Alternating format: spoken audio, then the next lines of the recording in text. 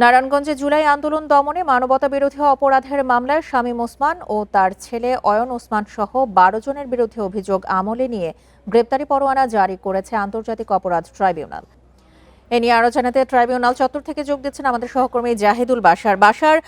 শামীম ওসমান তার ছেলে সহ ১২ জনের বিরুদ্ধে তো আন্তর্জাতিক অপরাধ ট্রাইব্যুনাল গ্রেপ্তারি পরোয়ানা জারির নির্দেশ দিয়েছে। এখন পর্যন্ত আদালত চত্বর থেকে আপনি সবশেষ কি তথ্য জানতে পেরেছেন? দেখুন, তার থেকেও বড় মামলা এখন এই মুহূর্তে ট্রাইব্যুনালে চলছে।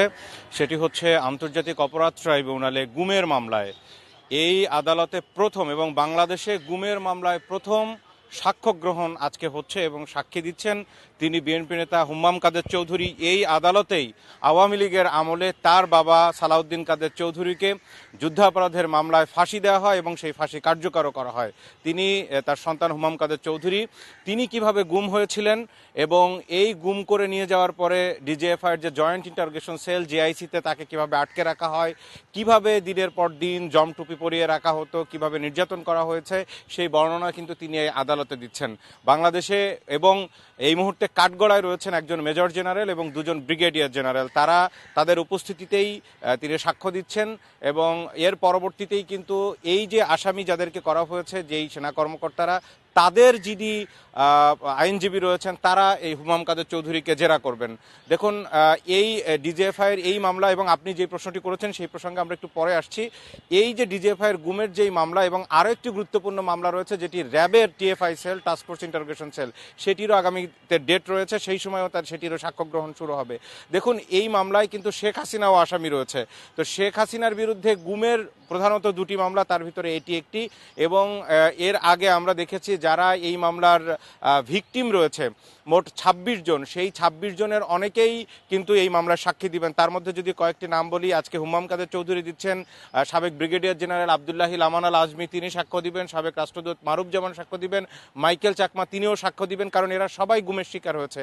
এই আদালতকে চিফ প্রসিকিউটর জানিয়েছেন, তিনি কিছুক্ষণ আগে সূচনা বক্তব্য দিয়েছেন। এর আগেও তিনি বলেছেন যে গুমের শিকার আওয়ামী লীগের আমলে অনেকেই হয়েছে, কিন্তু যারা সেখান থেকে বেঁচে ফিরে এসে অর্থাৎ ছাড়া পেয়েছেন, সেটি ওই সময়ও কেউ কেউ ছাড়া পেয়েছেন এবং ৫ আগস্টের পরে অনেকে, অর্থাৎ শেখ হাসিনার পতনের পর তারা এসে অভিযোগ করতে পেরেছেন সেই মামলা। কিন্তু যাদের খোঁজ পাওয়া যায়নি, যারা নিহত হয়েছেন বলে বিভিন্নভাবে খানিকটা প্রমাণ মিলেছে, সেগুলোর জন্য কিন্তু আলাদা মামলা পরবর্তীতে হবে।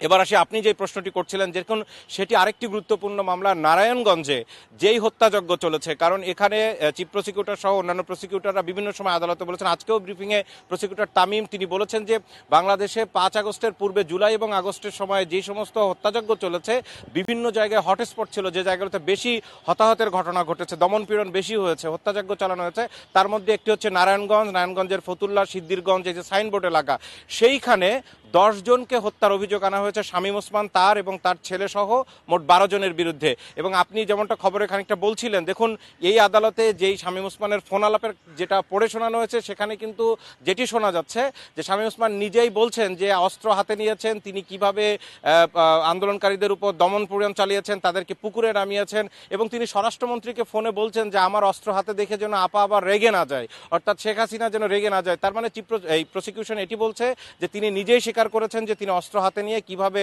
আন্দোলনকারীদের উপরে তিনি হামলা করেছেন। এবং আরেকটি বিষয় আমরা জানতে চাইছিলাম যে এই মামলায় কিন্তু কোনো পুলিশ সদস্য আসামি নয়। এই 12 জন সবাই হচ্ছে আওয়ামী লীগ বা যুবলীগ ছাত্রলীগের নেতাকর্মীরা, নারায়ণগঞ্জের স্থানীয় যে নেতাকর্মীরা রয়েছেন তারা। এবং এই ক্ষেত্রে প্রসিকিউটররা বলছেন যে যাদেরকে শুধুমাত্র ভিডিও ফুটেজে সরাসরি শক্ত এভিডেন্স পাওয়া গেছে তাদেরকেই কিন্তু এই মামলায় আসামি করা হয়েছে। আজকে আদালত এই মামলায় তাদের বিরুদ্ধে গ্রেপ্তারি পরোয়ানা জারি করেছে। আগামী ২৬ জানুয়ারি যাদেরকে গ্রেপ্তার করা যায় তাদেরকে গ্রেপ্তার করে আনতে হবে। আর যারা পলাতক রয়েছে তাদের ব্যাপারে প্রতিবেদন আসবে পলাতক কিনা, এবং তার পরবর্তীতে পত্রিকায় বিজ্ঞপ্তি দিয়ে তাদেরকে হাজির হতে বলা হবে ১ সপ্তাহের মধ্যে। সেটি না করলে তাদেরকে পলাতক ঘোষণা করেই কিন্তু এই মামলার পরবর্তীতে অভিযোগ গঠনের শুনানি শুরু হবে এবং অভিযোগ গঠনের পরবর্তীতে কিন্তু আনুষ্ঠানিক বিচার শুরু হয়ে গেল। অর্থাৎ আমরা একটি বিষয় দেখছি যে আগামী নির্বাচনের আগে গুরুত্বপূর্ণ প্রায় সব মামলার কিন্তু চার্জশিট, ফরমাল চার্জ সেটি দাখিল হয়ে যাচ্ছে। তার মানে এই মামলা নির্বাচনের পরবর্তীতে কোনোভাবে আসলে এগুলোকে আর লেন্দি করা বা এগুলোর বিচার প্রক্রিয়া বাধাগ্রস্ত করার সেই সুযোগ নেই। এখনকার প্রসিকিউশন যারা রয়েছে তারা কিন্তু সেই জায়গাটিতেই গুরুত্ব দিয়ে মোটামুটি সব মামলায় কিন্তু একটা বিচারিক প্রক্রিয়ার মূল কাজ শুরু করে দিয়ে যাচ্ছে। আদালত চত্বর থেকে জানাচ্ছিলেন আমাদের সহকর্মী জাহিদুল বাশার।